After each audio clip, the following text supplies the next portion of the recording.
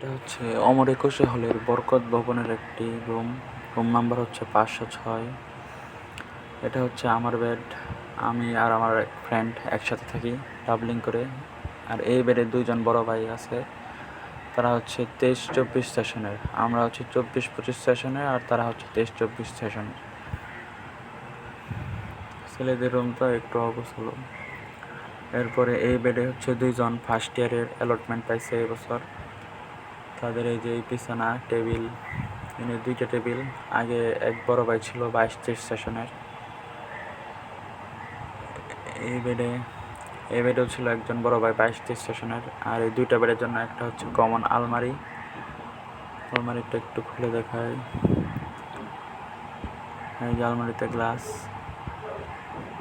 ওই ভাই চলে গেছে, এনে আবার নতুন করে 24-25 সেশনের অ্যালটমেন্ট দেওয়া হবে নতুন শিক্ষার্থীদের জন্য, যারা একদম ফার্স্ট ইয়ারে আছে তাদের জন্য। এই দিকে হচ্ছে বারান্দা, সামান্য একটু বারান্দা।